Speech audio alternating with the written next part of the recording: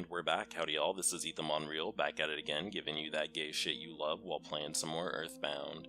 So last time we were here, we made our way into the Lost Underworld, fought some mutant alien oranges, plus I talked about dealing with seasonal depression and why some gay guys struggle with self-esteem.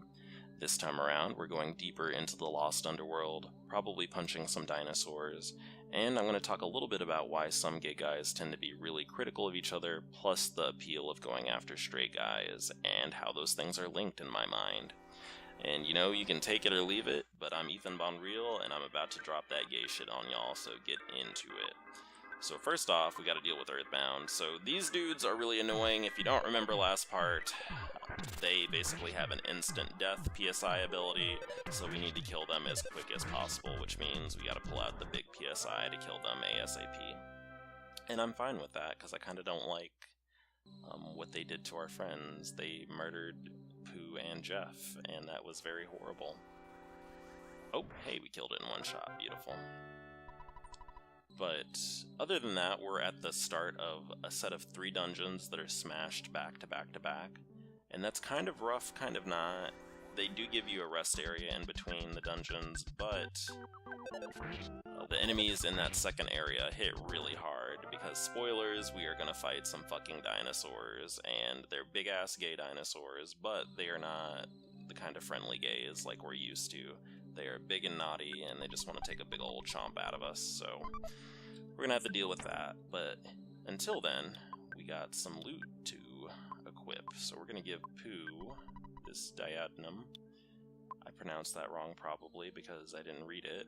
I just went with the feeling. Sometimes it's about a feeling. You just gotta create a pronunciation in your head, but we need to equip this to him because that boosts his defense by a good bit and it weakens PSI abilities.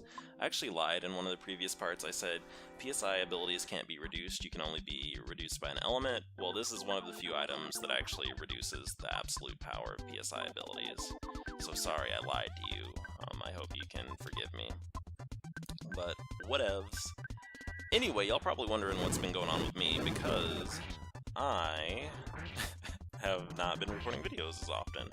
And as a reminder, I started a new job recently, and that is basically what's eating up my time. However, I'm going to start recording a little bit more frequently because, well, I miss it, honestly, and then 2, my schedule is getting under control finally, which is good.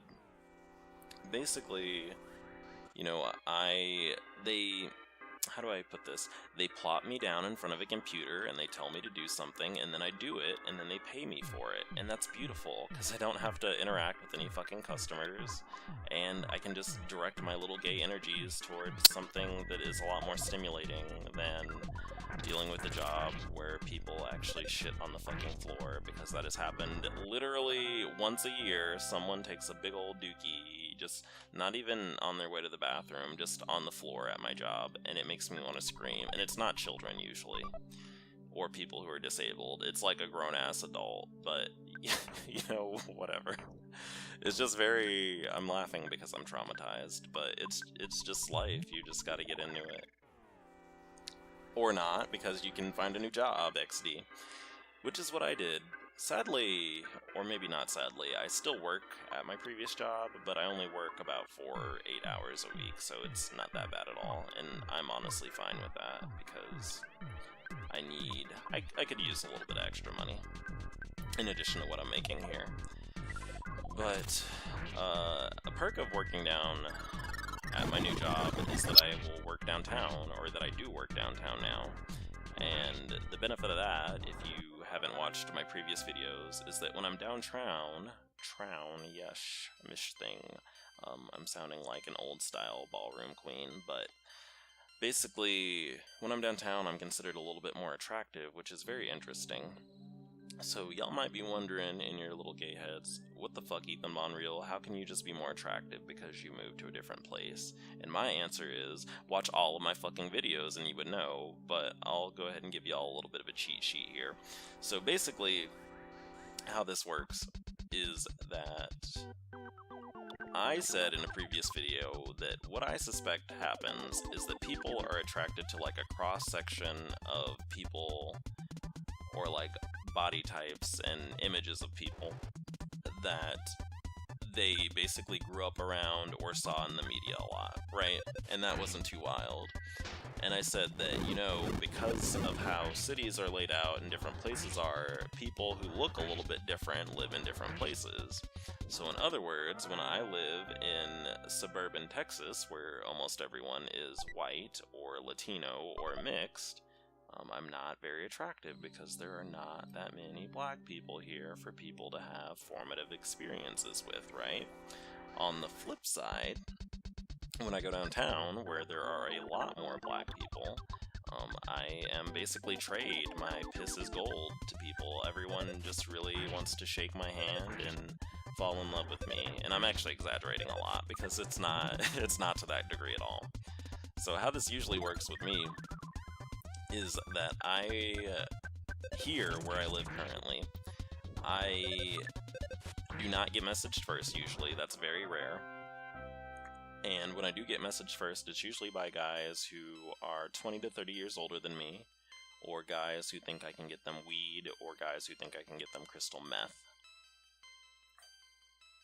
And, you know, I mean, that's cool for some people, but that's not really what I'm about. And it can be a little bit frustrating, I will admit. But at the same time, it's like, whatever. It's basically whatever. I just have decided I'm not going to really care about that much. However, my success rate when I do message people, I would say is pretty low. And I think maybe it's low or maybe it's average. So I have a disservice because all of my friends are very beautiful. And so they tend to be very popular, and this is one of those examples of me talking about how sometimes being around other gay people, even though it's wonderful, it can make you feel a little bit bad, because when you see people who are like younger than you, or like people who are like they're pretty similar to you, but it's like basically they have like one or two differences from you that are critical, like basically they're muscular, or they just look kind of like a boy next door, a suburban boy next door. And you see that, and you see basically that they just constantly are having dates in the time of their life, and you're just sitting alone, like jerking off to bar titties. Like, that makes you a little bit depressed, honestly. It does. It can make you sad, because it's like, damn, you just reminded me that it's not because I'm gay that I'm not getting dates, it's because I'm busted, I'm not attractive. But I actually don't think I'm unattractive, I just think people aren't attracted to me. And that's actually a really, really good way of looking at things if you struggle with self-esteem and body image. Because... oh, this is the perfect segue, I love it. Because gay guys tend to be really critical of each other and ourselves. So, this is what the topic for today is, right? But let me pause that. We have a very important Rock here. What's up, Rock? Thanks for talking to me. Okay, well this is actually not the important Rock, but it is a Rock that talks, so that is pretty cool, right?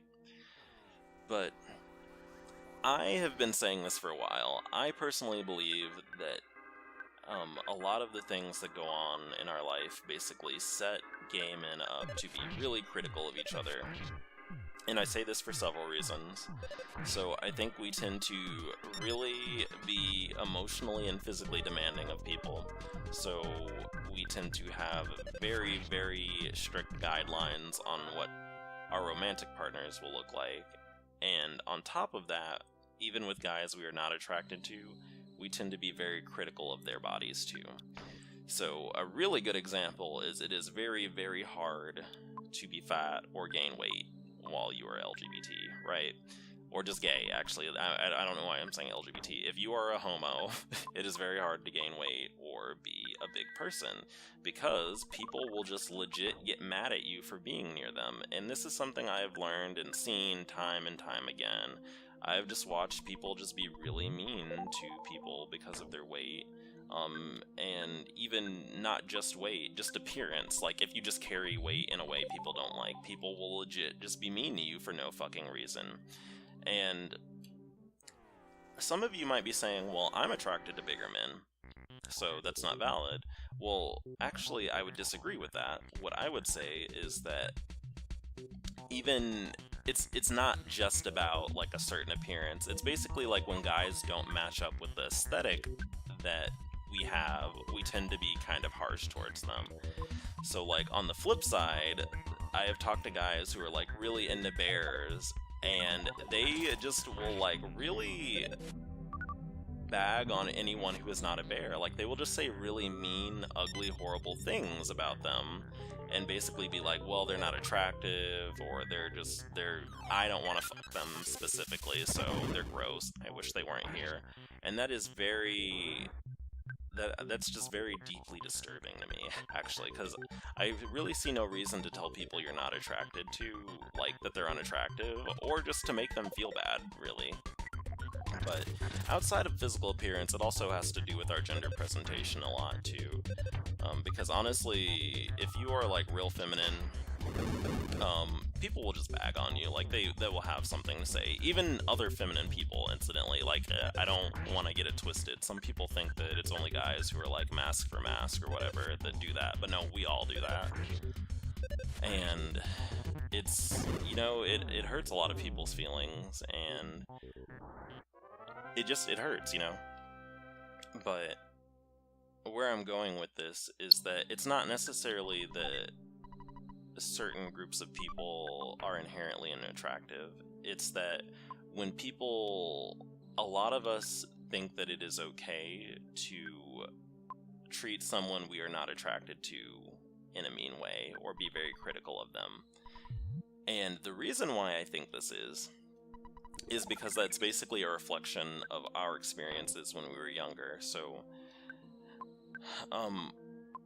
one of the things that goes unsaid in a lot of cases about growing up being gay is that people are really on your ass, like family, people, random strangers, etc., are really on your ass about just how you act, like, and correctly being like a guy, basically. So what I'm talking about here is that, oh, that's actually perfect. We need to recover his psychic points. Where's the DX water? There we go. What I'm talking about here is this idea that, you know, a lot of us, if you're not particularly masculine, or if you just, you know, you're just gay, you know, gay in some way, that people will say shit about it all the time, and it's our peers, and it's also, like, our family, too. Like, I remember my mom actually making fun of me when I was younger, basically for playing games she thought were girly, which is really funny, because my mom doesn't even play video games. She was like, why are you fucking still playing Mario? I remember this. I was like 16, and I was playing Mario Galaxy. She's like, why the fuck are you still playing baby games? Shouldn't you be playing something more mature? And she basically was implying it's because I was gay, and I was like, well, that's rude. And, you know, I remember just experiencing other stuff like that growing up, where people just always had something to say, and they were basically being like, you know, what you're doing isn't masculine, or, like, why aren't you more athletic, etc., And the reason why I'm bringing this up is because a lot of us growing up get a lot of criticism. You know, when you're not able to really pass as straight, when people can tell you're gay, and they bully you for it, they also go about telling you why you're bad or why they don't like you. And a lot of it has to do with the way you look or the way you carry yourself. And we end up internalizing that a lot.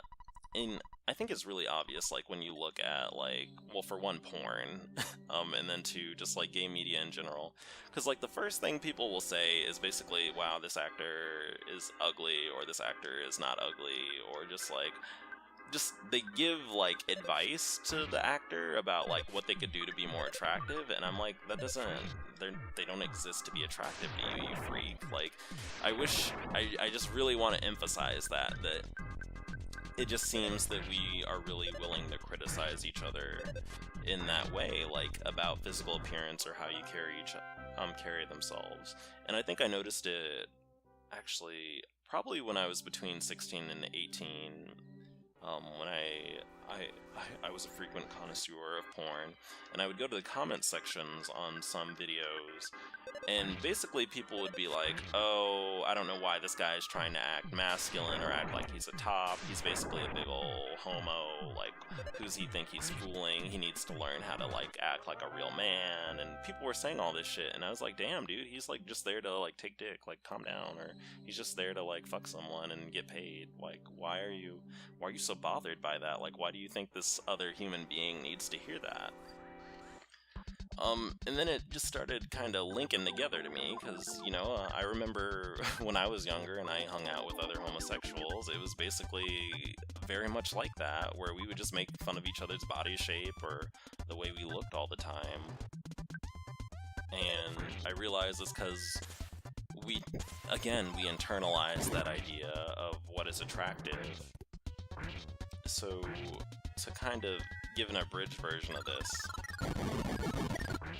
a lot of the time we grow up with people pointing out the ways that we look gay when we're doing things, and then we internalize that and we turn that towards other gay people. So we see another gay person like looking really gay in public and we'll just like gasp or be like, oh man, that person's a big old queen. Like, we'll just think or say something mean. And it's because other people have said stuff like that to us, or we've seen it be said to other gay people around us, which is, I guess, important to note too. And what this has to do with straight guys, because that was my second topic that I'm trying to squeeze in here, is that basically the measuring stick we have to basically not be made fun of is how closely we match what the idea of straight guys are. So the reason why I say the idea of straight guys is because, you know, this is all there's no one set way gay or straight guys act, right? But society has this idea that straight guys should act a certain way, right? And so gay people are in a pretty unique position to be punished, because basically we are told that we should act like this theoretical thing, this theoretical straight guy, but we're not straight. And that is basically the standard we're held to. We should act like we are not what we are, and that tends to be a really big deal. I think in the back of our minds, like, we can't necessarily always verbalize it, but it's like, you know, when you see yourself as someone who, oh my god, this fight, whatever, we'll just use PSI, Starstorm, and hope for the best. I really do not want to die here. Yeah, we got it. Yeah, they're all gonna die. Probably. You know, we just get compared to straight guys a lot, and we end up being, like, the negative end. So, like, the good end of showing yourself as a man is looking and acting like straight guys are stereotyped. The bad end is looking like gay guys are stereotyped. Does that make sense? I hope it makes sense. I'm also, to be real, I'm feeling a little bit anxious about this video, but it's getting released because I don't feel like recording again, and because I need to get ready for bed pretty soon. So I feel a little bit bad. We probably won't get to punch a dinosaur, like I said, but that is why I said probably in the intro.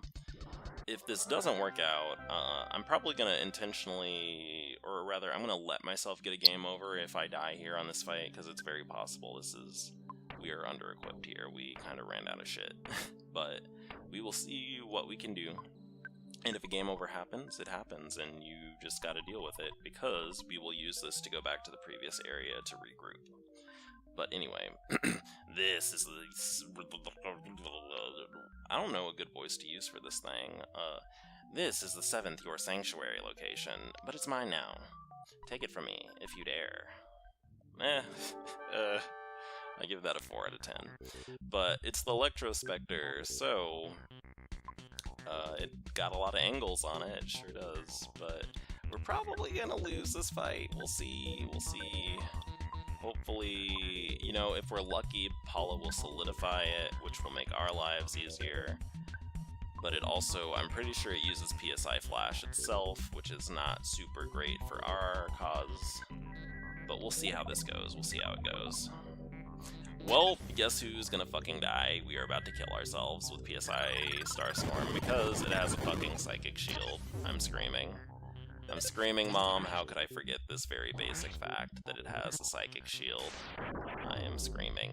I am screaming. Also, Pooh is already dead. Why are you trying to kill him, you monster? So, you know, sometimes you just gotta sit there and think of the fact that you made a critical mistake in your video, but also the fact that people mostly just watch these to listen to it, so that's good. Now, if we keep getting these critical hits, that will be great, because we'll probably actually win the fight. So, let's do that, and we're gonna use the heavy bazooka, and just keep bashing away at it, I guess. Hopefully these critical hits are adding up and will... Man, fuck off. Will help us out a good bit. Let's see, do we have any sudden guts pills? Yes! We're gonna use it on Ness, and we're gonna use the heavy bazooka again. Actually, we could use a sudden guts pill on Jeff. And then we're also going to heal with Pooh, who is on healing duty because he made a critical mistake and accidentally killing himself. There we go. Alright, so the sudden guts pill increases your critical hit rate, which will make this fight a little bit easier. It also gives you a chance to survive damage with 1 HP left instead of just flat out dying. So I'm switching to just auto-attacking now instead of using the bazooka, because the bazooka cannot critical hit. However, a regular attack can, so we're gonna go ahead and give this a try. You know, we might yet win this battle. We're kinda struggling here a little bit, but you know, he really can only focus one of us down at a time, which is good for us. Alright, let's heal Jeff. And if Ness gets another crit, I suspect the boss is gonna die in 1 or 2 turns here. There we go. Yup, it died. Holy shit, we did it, Mom. Well, that's convenient, because I'm ending right about where I wanted to end the video. But I guess to wrap up what I was talking about, the reason why a lot of us are critical of each other is because we internalize the way that people bullied us in the past, and we turn it towards other gay people without even realizing it. Plus, straight guys end up being hot because they're the idealized male form in a lot of cases. And what I really wanted to say is that, you know, when you have experiences with other gay people, a lot of us kind of judge each other really harshly for having, like, human faults. So I'll be real with you, like, a lot of my friends, like, can be a little bit flaky.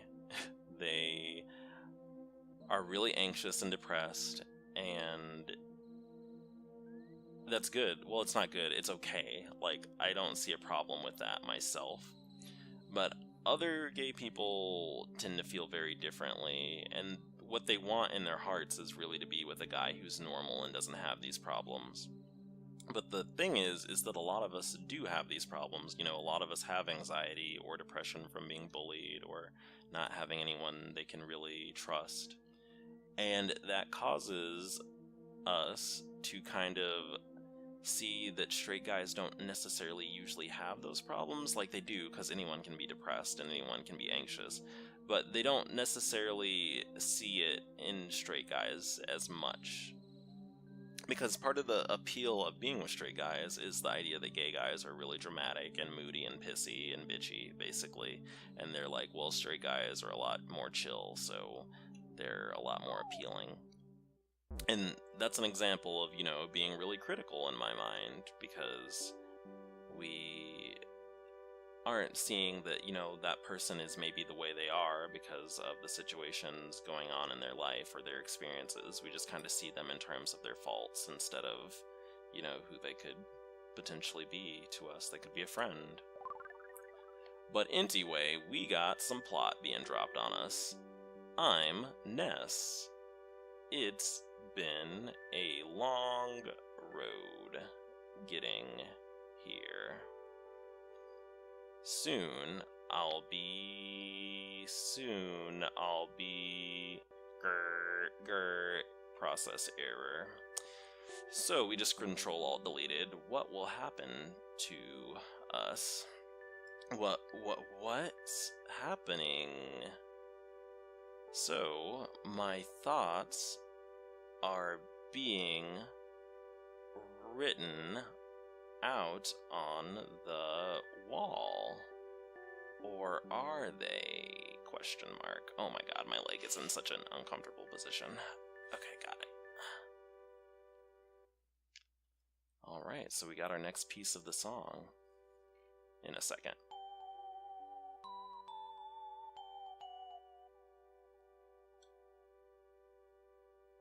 We did it, Mom. we got it. We got the next vision. Ness saw a vision of his father holding him. That's cool. Ness's soundstone recorded the melody of Lumen Hall. You know, I hope this video was coherent, but that's my anxiety speaking. I always think that I don't necessarily come off as well as I should do, because it is real hard to talk about this shit while playing this game. Like, y'all notice sometimes I do some real stupid shit on camera while I'm fighting enemies, because it's like I'm not really paying attention to the screen. I am like looking back and forth between the screen and my notes and being like, what the fuck was I supposed to be talking about? And then trying to remember like what I was thinking about on my car ride home to pad out the video. But we are falling to the next area, and it is time to cut the video because there is a dinosaur ready to murder the shit out of us over there. You can see it too, it's wagging its ass at us to taunt us, but in the meantime, in between time, I'm Ethan Bonreal, our characters are tiny, and I'm getting the fuck out of here. If you felt what I was saying in this video, feel free to smash that like. Alternatively, tell me I'm full of shit. That's also totally valid. I'll fight you a little bit, but whatever, I don't care. And I'll see you later, nerds. Bye.